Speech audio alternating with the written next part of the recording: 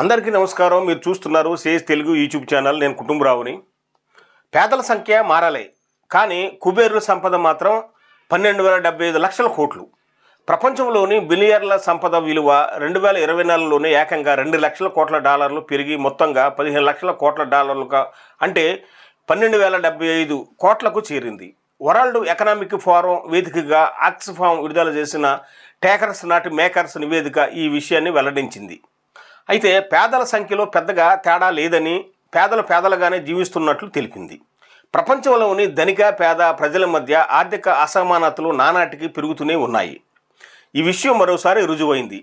ప్రపంచ ఆర్థిక వేదిక WEF వార్షిక సమావేశం తొలి రోజున ఆక్స్ఫామ్ సంస్థ టేకర్స్ నాట్ మేకర్స్ పేరుతో ఆర్థిక అసమానత నివేదికను విడుదల చేసింది. ఇందులో కీలక విషయాలు వెల్లడించింది.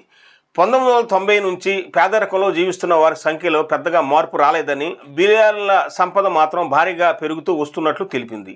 ఒక్క 2024 సంవత్సరంలోనే కుబేరుల సంపద 2 లక్షల కోట్ల డాలర్లు పెరిగినట్లు తెలిపింది. మొత్తంగా ప్రపంచంలోని కుబేరుల సంపద 15 లక్షల కోట్ల డాలర్లు, భారత కరెన్సీలో 1,275 లక్షల కోట్లుగా ఉన్నట్లు తెలిపింది.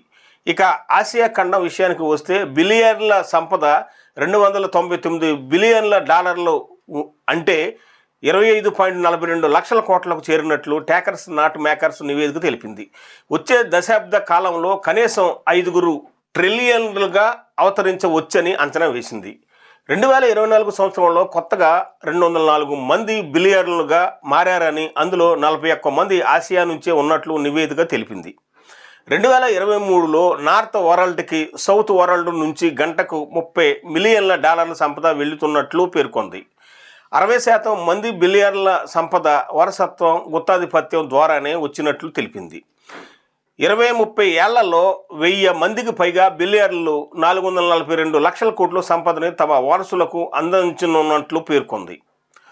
సంపన్నులపై అధిక పన్ను వేయాలని ఆక్స్ఫామ్ కోరుతుంది. ఆర్థిక అసమానతలపై IMF, వరల్డ్ బ్యాంక్ సైతం ఆందోళన వ్యక్తం చేస్తున్నాయని ఆక్స్ఫామ్ ఎగ్జిక్యూటివ్ డైరెక్టర్ అమితాబ్ టెహార్ గుర్తు చేశారు. అమెరికా అధ్యక్షుడిగా ఎన్నికైన ట్రంప్ ఒక బిలియనర్ అని, అతను ప్రపంచంలోనే అత్యంత సంపన్నుడైన ఎలాన్ మస్క్ను సలహాదారుగా ఎంచుకోవడాన్ని గుర్తు చేశారు. అమెరికా చరిత్రలోనే తొలిసారిగా అత్యంత సంపన్నులతో కూడిన మంత్రివర్గం రానున్నదని జోస్యం చెప్పారు. బహుళజాతి కంపెనీలో ఆధునిక వలసవాదాన్ని తీసుకువస్తున్నట్లు బెహార్ వివరించారు.